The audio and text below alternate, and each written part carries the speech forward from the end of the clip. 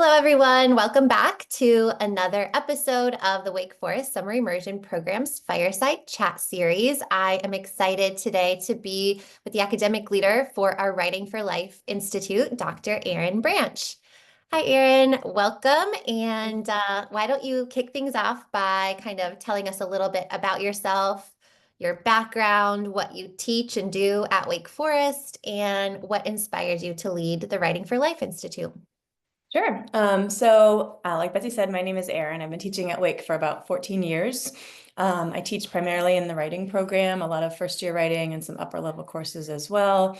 I also direct the writing program, which means that I handle a lot of the administrative end of things. Before that, I did some graduate work at UNC Chapel Hill, just down the road. In terms of what inspired me to teach and lead this program, I actually don't remember how I found out about it, but it just sounded like a really cool way to keep teaching in the summer, but also to work with high school students. I taught high school before I went to graduate school, and I kind of sometimes miss the energy and enthusiasm that like younger students bring to the table. So I've been doing it now. I think this is the fourth or fifth year. Yes, and so we are very, very lucky to have Dr. Branch leading this institute just because she is so integrated into the everything writing at Wake Forest.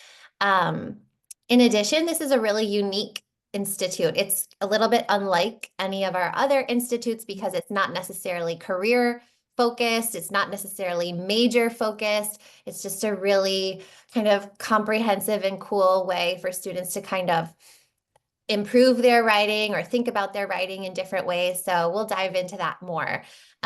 So Dr. Branch, what can students expect on a typical day in the Writing for Life Institute, and how is it kind of different from what they might expect in a high school classroom? Sure. Well, having not taught high school in a while, I'm not totally sure. But one thing that is different, I suppose, about Writing for Life compared to almost any class is just the time that we have. We're together for pretty much the whole day, but we're also together for the whole day. So we try to break it up with guest speakers and a lot of different kinds of activities. One sort of myth, I guess, about writing that we try to debunk a little bit, not only in Writing for Life, but in the writing classes at Wake as well, is that writing just means the act of putting the words on the page or on the screen. It's really a lot more than that, and it involves all the thinking and planning and researching and gathering materials and getting rid of bad ideas or refining them through the writing itself. So we try to make space for all of that activity and to value it all pretty much equally. There's a lot of cases where students arrive at Wake as undergraduates and writing has been a really high stakes endeavor. They write for a grade, they write for an AP exam, they write for their college applications, essays. And so it feels like anytime they write, there's all this weight attached to it, and it's all going to be evaluated often by someone they don't know, right? The AP grader or the admissions officers. And we try to just pull back a little bit from that kind of pressure cooker environment and allow students to just explore the writing process. I have a lot to say about why that's valuable, but we try to give them lots of chances, lots of time to just kind of mess around. Like I think of some of our activities as almost like a sandbox where we're just like putting some stuff together, and if it doesn't work, you just like knock it down, and it's no harm, no foul. You don't have to feel like, oh, I wasted all that effort. It was still part of the process and still valuable.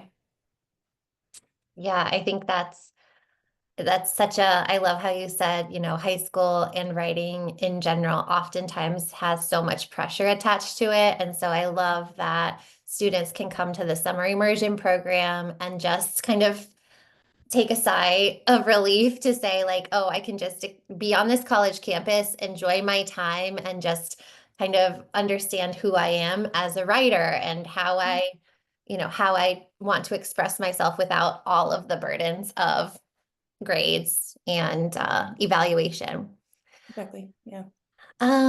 Okay, so let's kind of talk a little bit more in detail about some of the experiences or some of the writing pieces or prompts that students will get to engage with this week.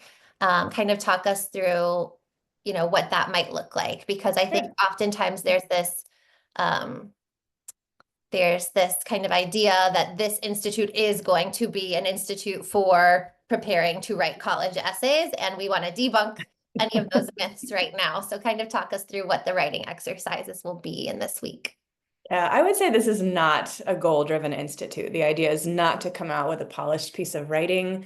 The idea that one could come out with a polished piece of writing after 1 week is not very accurate. But again, I mean, students are often forced to write under tight deadlines and with a lot of pressure.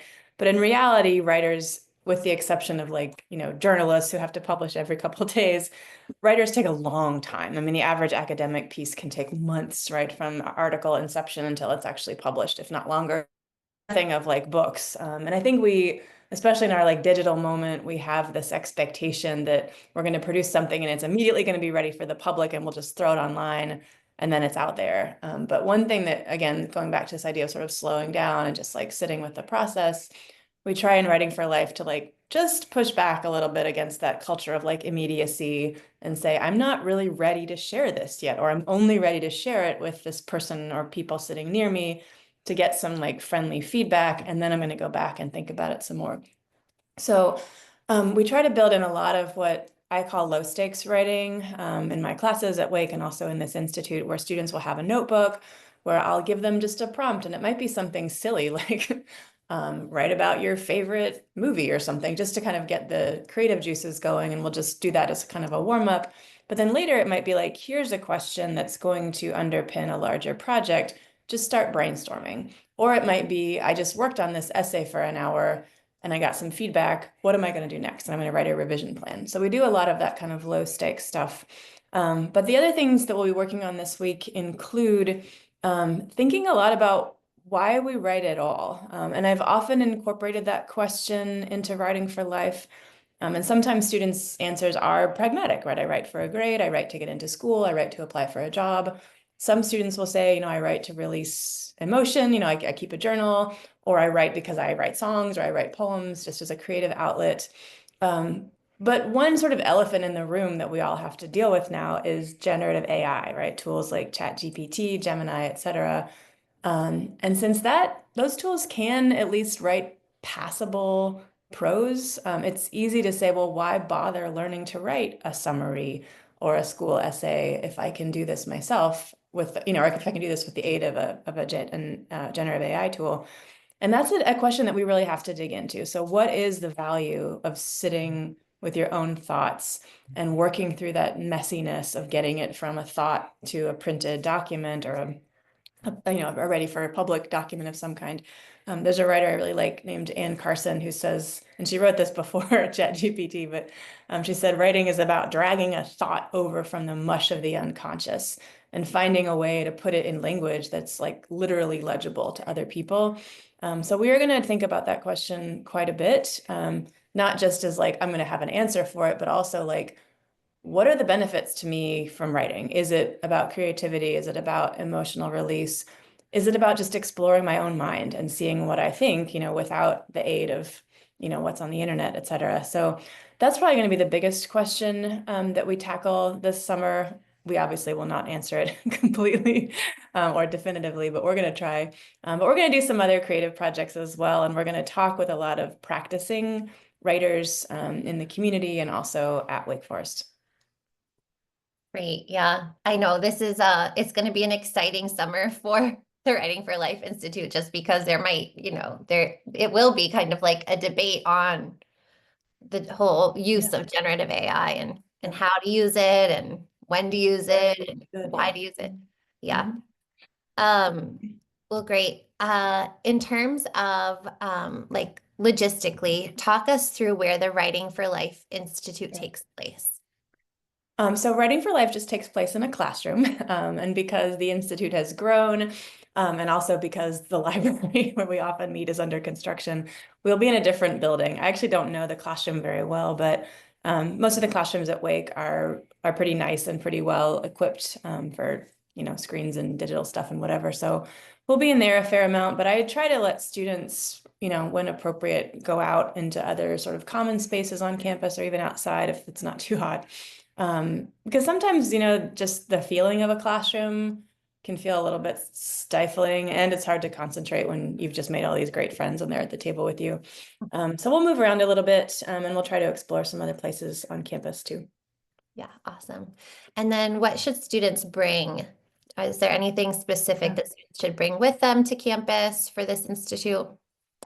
Um, Not really. Again, we're going to provide a notebook, and I will have some other like art and craft supplies for some of the brainstorming and invention activities we'll be doing. So if you have a favorite pen or pencil, you could bring that. You should bring your laptop, of course, since we'll be using those for typing. And one thing that you really don't need in the classroom is your phone. Phones are enormously distracting, so we're going to have a no phone policy while we're in session, and students can use them on their own time or at lunch, but not during sessions. Great. How do you think students' experiences in the Writing for Life Institute might connect with their futures? This is a good question. We were talking before about how a lot of the institutes are kind of career or major focused, and this one kind of isn't. And in that way, it maps pretty well with a minor that we have at Wake Forest, the interdisciplinary writing minor, which is focused on like writing, the history of writing and rhetoric and pedagogy, et cetera. But it's really designed to complement any major because our thinking is that no matter what you do, career-wise or just in your life, you will still use writing. Even if you're not, writing papers or essays all the time anymore, you'll still use writing for everyday tasks, work-related tasks, and just as a tool for processing and figuring out what you think. A lot of writers have famously said something along the lines of, how can I know what I think until I see what I say? So it's, again, that sort of dragging the thought over for unconscious and putting it into language helps you see for yourself, what did I really mean here? Or what do I really think about that? And so I think the skills and just the confidence to use the skills are really important, kind of no matter what students end up doing. The other thing we try to do in writing classes and in the institute is give students a vocabulary for talking about and reflecting on writing. So one way to help sort of test your own writing, like, is this doing what I want it to do, is you need to be able to look at something you've written and connect the choices that you made with the rhetorical effects. That is, if I want to persuade someone or I want to move someone or anger someone, even, like, what am I doing in the text that's going to make that happen? And we can't always know how people will receive our language, of course. But the more sort of facility you have with articulating those choices that you make in writing with desired effects, the more control and flexibility you can have over your own writing. Yeah, whenever student, not every student knows where they want to go or what they want to pursue in their lives. And I always say both the Writing for Life Institute or the Leadership Institute are just like, I like how you said, like, just gaining some confidence with skills, Yeah.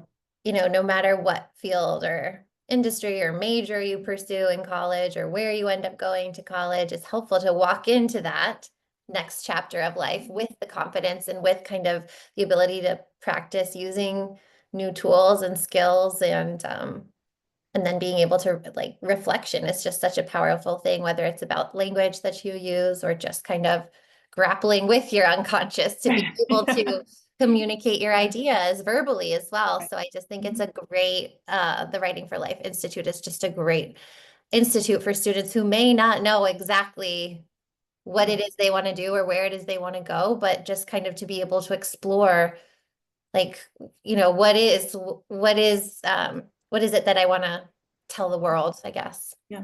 Well, and again, to go back to that notion that writing is often a high stakes performance, it's often kind of equated with a test. I mean, if a student is asked to write something that summarizes a book, that's just checking to see if you read. And if it's to say, explain the Krebs cycle, that's just to see if you understood something in the textbook. And that it's not that those are invalid uses of writing, but you could assess that knowledge or that learning some other way.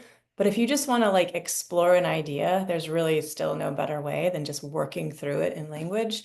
But because most of students' writing practice is like for a grade and for some, outcome, that they don't often have the time or space to do it. And so writing becomes this like nervous making activity instead of something kind of, I don't know, exploratory and freeing. Yeah. Yeah. It's like a refreshment. This Yeah. writing institute is kind of like allows you to kind of A little bit. refresh yourself with the idea of writing. Yeah. Um, okay, let's continue on with our chat. let's talk about who students will be interacting with throughout the week. So, for this institute, we bring in, a bunch of different individuals for students to learn from and engage with. So talk us through who those people are. Well, first of all, they'll be your TAs, who are Wake students, so they can give you lots of insight into, college life in general, and of course, Wake life in particular. You will have a lot of interaction with me, but I'm going to bring in a bunch of guest speakers from various departments around campus. One of the things that we really push in the writing program at Wake is the idea that the writing program or even the English department, we don't own writing. Writing happens everywhere on campus. And faculty in all departments have ideas about what constitutes good writing and what good writing should be. And so I like to bring them in to share with you, like, yeah, all the rules that you learned in X or Y class may not really apply over here. So it's good to sort of see how different communities and disciplines use writing. We're also hoping to bring in some folks from the community. Winston-Salem has an organization called Authoring Action that works a lot with students and community members to use writing to sort of push for different kinds of social change. So we have someone who may be coming in to work with students. So we're nailing down the details for that one, but we hope to bring that in as sort of an extra special writing activity. Awesome. That's great. And yeah, I think just the interdisciplinary writing panel that we bring in with all the different faculty from different departments, it also just highlights, the liberal arts education that students who come to Wake Forest get to experience, how writing is, central to a lot of different departments. Yeah. So it's nice that students will get to kind of experience that liberal arts. Yeah, that Part exposure. of Wake Forest. Okay. Now, my favorite part of the fireside chat is just getting to learn more about you. So, Erin, what is a fun fact about yourself or a quirky hobby or a hidden talent that you would like to share with your students? I guess a fun fact is that I once lived in Vietnam. This was right after college. I was teaching English in Ho Chi Minh City, which was Saigon before the Vietnam War, is now Ho Chi Minh City. Ho Chi Minh City is 8 degrees north of the equator, so it is wicked hot and humid. It basically doesn't rain for 6 months out of the year. And this was a while ago, so I don't know if it's exactly the same now, but a fun fact, I guess, about Ho Chi Minh City is that while it's laid out like a city with streets and lanes, the basic rule of traffic there is if there's room, there's a lane. So you can go to these like enormous traffic circles and they're just mobbed with motorbikes and a few cars and like occasionally like a decommissioned US Army Jeep, people on bicycles, livestock, whatever. Just if there's space, there's a lane. So there's really no traffic rules at all. That sounds very adventurous. Adventurous. Terrifying. Crossing the street was taking your life. Um, all right, rapid fire question. So I will say a category, you respond with the first thing that pops into your head. So what is your favorite book? A Tree Grows in Brooklyn. I love that book. Yeah. Favorite, I have to revisit it. It was one of my favorite books, I but reread it every few years. yeah, that's great. What is your favorite movie or TV show? It's a Wonderful Life. That's watch one of it. my My husband favorite. and I watch it every Christmas while we're wrapping presents for the kids. Yes, that is one of my favorite movies as well. And another academic leader's favorite movie that I discovered. Really? I don't know if you know Sarah Parsons. She is computer science. Do you I know don't know her? her well. I know who she is. Okay. Yeah, so Yeah. that's Yeah. the connection. We are big Jimmy Stewart fans. Yes. What are you currently listening to? Music, podcast? So I have 4 kids, and honestly, in the car, I usually have to rotate among all the kid songs. So I feel like right now we're listening to a lot of songs about construction vehicles because that's what the 3-year-old is into. Left to my own devices, I like the blues and kind of alt country. Yeah. Awesome. What's your favorite food? Anything Mediterranean. I think I love Greek food, Middle Eastern food. Do you have any pets? Yes. I have a lot of pets. I have a dog who actually nosed her way into the room a few minutes ago. I also have 4 fish, and 15 chickens in the backyard. What is your favorite hobby? That is hard. I have a lot of hobbies. I love to garden. I love to bake. And I also like to needlepoint. So, I've oh, always wanted to learn to needlepoint, so maybe this summer I'll have to. yeah, my mother owns a needlepoint shop, so I come by it naturally. But Oh, that's cool. That's a fun fact. And lastly, what is your favorite place that you've ever traveled? France. Hmm. Yeah. Me too. I love trains. All right, so we're winding down our fireside chat. So if you had to describe the Writing for Life Institute in just 3 words, what would they be?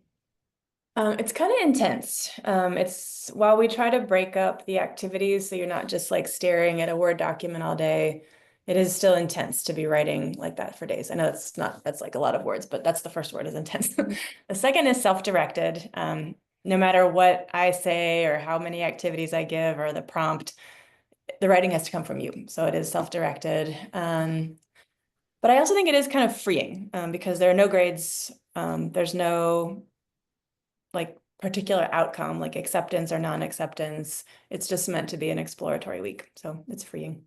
Yeah, I love that. And those are so different from any other words that with any other fireside chat that I've done. Oh, Usually yeah. it's kind of like the same words every time, but those three are totally unique to this Really different. institute. Yeah. So I like. That's fitting, I suppose. And it's nice to have a word like freeing in the summer, so something to Yeah, look forward yeah, to. summer vacation. Yeah. All right, finish this sentence. You should experience the Writing for Life Institute if you're someone who blank. I think if you're someone who's like curious about their own mind, like you want to explore questions more deeply and maybe just need the time or the impetus to do it. One thing that I sometimes find frustrating, and I don't know if this will be the experience for any of the students this summer, but often, again, because of that kind of pressure cooker environment in high schools, it's like pick a thesis and then go find research to back it up and defend your thesis. And there's this real like agonistic approach to writing.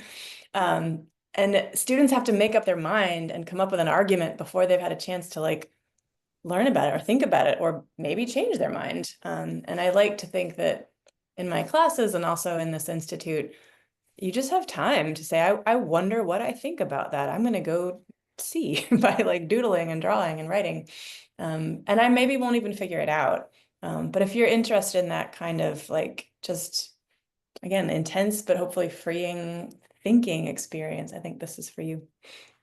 So, what is your favorite thing about working with high school students in the Writing for Life Institute?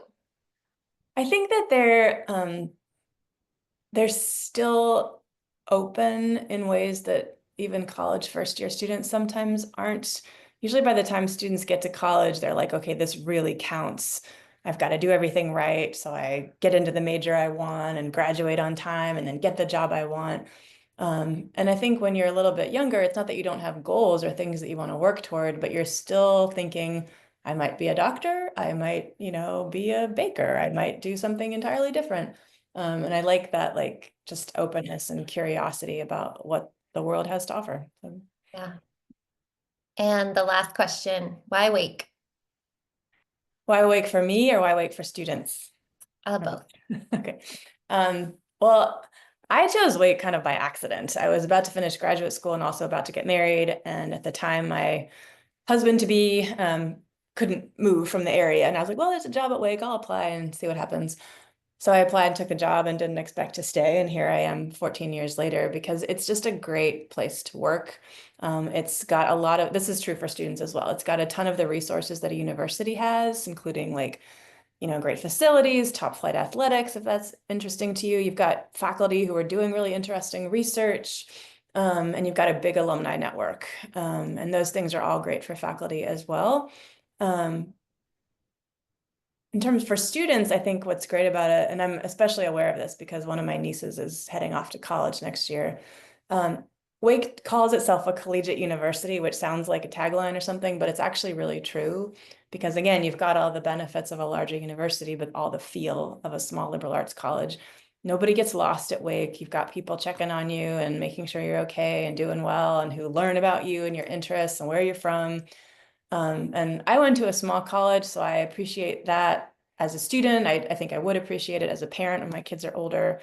And as a faculty member, it's great because I don't have like 300 students a semester. I can really get to know my students. And I think students who come for Writing for Life get a taste of that because campus is lively during the summer. I mean, there's all these institutes as well as like a lot of sports teams are on campus to practice. Students are doing summer school. There are camps for kids. And faculty are around doing stuff. So I think they get a taste of that kind of vibrant community, but it's also totally manageable. You're not going to be like, I can't walk there because it's 3 miles away. It's like you can get there, you can see everything, you can experience pretty much the whole campus while you're here, but also feel like you're at like a place with a lot going on. So. Yeah, I would agree to all of that. Well, thank you, Dr. Branch, so much for Sure. chatting with me about the Writing for Life Institute. This was I think this will be very helpful for students and families who are interested in learning more and for those who are coming to the Writing for Life Institute this summer. So thank you so much for your time. My pleasure. All right, everyone. Well, that was our fireside chat with Dr. Erin Branch from the Writing for Life Institute, and thank you for tuning in.